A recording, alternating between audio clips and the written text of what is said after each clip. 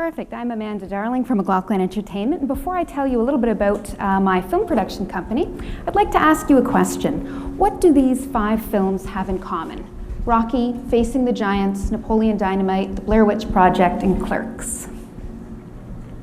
They are all independent films, and not only that, they are also usually the first films from this particular talent pool. And what I want you to understand is that success in this particular industry happens more often than you might think.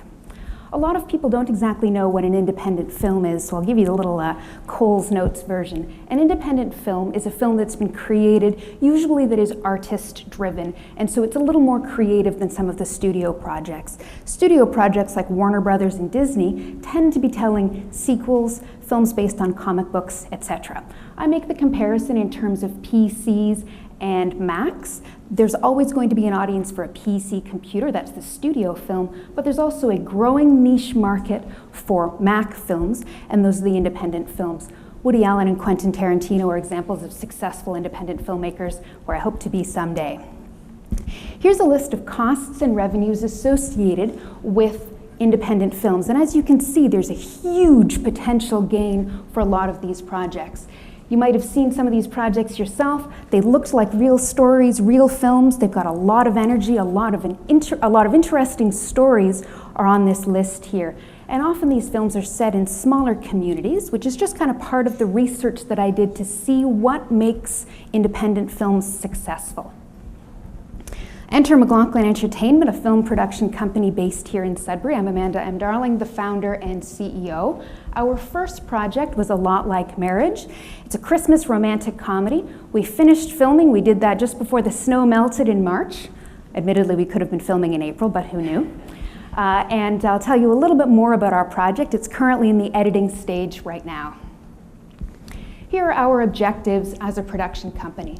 Telling original and engaging stories, keeping production costs low, and one of the ways we can do that is by filming in Sudbury with a small crew, and hiring Sudburyans. It's very important for us to promote talent here in the North, especially women who are often a minority behind the camera. You see a number of women acting in film roles, but you don't see as many women proportionately acting behind the scenes, so that's one of our goals as well. There are 3 important questions that you want to ask yourself when you're considering investing in a business. And I think those 3 questions boil down to why us, why now, and why this. Here's a slide to help you explain why us or why me. My background is in screenwriting. I've taken a year's training through UCLA in Los Angeles for how to write great scripts. I'm doing my Master of Fine Arts right now through distance education, also in screenwriting. I've been writing for longer than I would like to admit, frankly, but you can see that I do have a solid background as a creator of content. Learning to become a producer as well, which is the other part of McLachlan Entertainment's responsibilities that I've taken on, involve making sure that I can be a good business leader, hire the right members for our team, and basically keep everybody working hard on their particular projects. And to that end, I've been taking the classes here at NORCAT and working with a number of mentors within the film community. It's a very generous community who've all agreed to help me out, give a few explanations when I need to go, and give me some guidance. So I feel that I'm really well positioned to be a producer and screenwriter and head of McLachlan Entertainment. Here's a picture of our team. If you've seen those studio pictures, the credits at the end of the movies are usually very, very long with hundreds of names. We're smaller, we work that much harder, as you can imagine, and we pick stories that are well suited to a smaller environment, which means that they are no less entertaining as a story, but it does mean that they're a little bit easier to tell with fewer people behind the camera.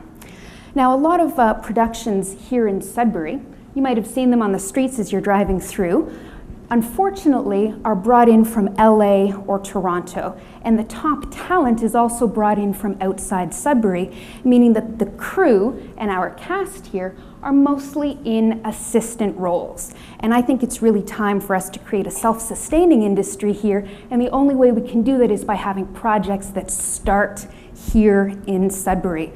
So one of my great accomplishments for our first production was having 50% of the cast and 75% of the crew from Sudbury, all in key roles. And this is a goal that we intend to continue and hopefully increase in terms of number with every project that we do. Market comparison is really difficult with a creative project because the price for art is whatever the market is willing to pay. However, we've woven business decisions into the creative decisions to make our story that much more appealing to more audiences. First of all, we're telling a Christmas story, and there's always a niche market for Christmas stories. Second, we're also telling a story about two ages of couples, younger and older, college-aged, and their parents' age, which will draw the maximum possible audience in terms of audience ages who will enjoy a romantic comedy story. It's a little difficult, as I said, to project how much money we could be making. However, for films that are made for under $1 million, here's an example of international sales. And most people don't think about selling a movie internationally, but there's a certain market for foreign films, and by foreign films I mean Canadian and North American films overseas. So that budget, that tends to have low-end revenues of around $600,000 for well-made projects. And then you have the domestic market, and for projects under $1 million, you can expect a $500,000 to $3 million return. We made our project for $100,000. I remortgaged my home, begged my parents for money, and were able to complete that film, and hopefully we're going to sell it for a wonderful, lovely sum of money. Before I move to the next slide, I want to ask you a question. Have any of you ever felt that your family drives you just a little bit crazy at Christmas? You're not alone. A Lot Like Marriage tells the story of young Henry and Charlotte, a college-aged couple intent on figuring out if their relationship can go the distance. They decide to spend the Christmas holidays at his parents' cabin with his family, but Henry's an all-inclusive type of guy, so he invites his girlfriend's father too, right? Of course, you'd do that. Maybe you wouldn't. And then when everybody gets together, they realize that his mother and his girlfriend's father were married and divorced before they had their respective children. Not the way I'd want to spend my holidays, but definitely a movie I would want to see. Promotional opportunities include the Toronto International Film Festival, Cinefest Sudbury, and other film festivals. Sunscreen Film Festival in Los Angeles and Florida has already accepted our film for screening based on the strength of the script alone. Hallmark Channel, my agent in Los Angeles, has connections with people there. Sony Pictures and Fox Searchlight are also locations where we will be screening the film, my apologies, with our goal of having a distributor buy it for a national release in places like the Cineplex. Netflix has also shown itself to be very welcoming of independent productions. What would I use $5,000 for? Film festivals are essential to achieve success and achieve that magical buzz that everybody talks about in order to successfully sell your project to a distributor who will put it on the screens. Most people don't know how expensive a film festival can be. Winning the Upstart would have a huge impact on my ability to get my project out to potential audiences to create that magical buzz which will lead to a sale. McLachlan Entertainment is both sustainable and scalable as a business model. First of all, we are planning for more productions in the future. We have one that we would like to film in December 2014, another project we would like to film in May 2015, both with slightly larger casts and crews because the stories are a little bit bigger. And another aspect of our possible future as a producer and as a company is helping other future filmmakers create their own projects and create their own communities. When I started out and decided that I wanted to become a producer and make a film here in Sudbury, I didn't know where to go. It's very obvious if you live in Toronto or if you live in Los Angeles how you can actually get your story told, how you can find people and make connections for that. It's much less obvious in a smaller community. There are a lot of questions. You know, how do you appeal to the media? How can you get your community involved? Whom do I turn to? How do I rent equipment out of another city when there isn't anything available in my own community? I really wish that there had been a roadmap when I was starting out, and I would like to be able to provide a business model for future filmmakers in order to help them achieve their goals of bringing their film festivals, or I'm sorry, not their film festivals, bringing their films to the market themselves in their small community across Canada and across the US. And there are a lot more similar sized cities to Sudbury than there are communities like New York and Los Angeles. So I do believe that could be another potential revenue stream for McLachlan Entertainment. And that brings me to my final slide, where I will tell you just a little bit about our 2 upcoming projects. Children of Honor is what we hope to film in December, and that is a heartwarming drama about what happens when an honor killing affects a family and a community. And on the much funnier side is the film Be Near Me, Bob, which is a story about a divorcee trying to rid her town of men. My business plan is available if anyone is interested in learning more about A Lot Like Marriage and McLachlan Entertainment. Thank you.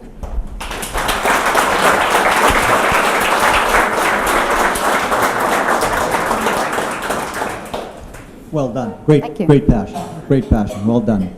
Right now, from what I understand, you've been self-financing your first film? Yes. With everything you can possibly beg, borrow, or steal? Pretty much. Mm-hmm. Isn't there any kind of government help from FedNor? Or I understand that they're trying to develop some sort of film industry here in Northern Ontario? The government loves funding your second project.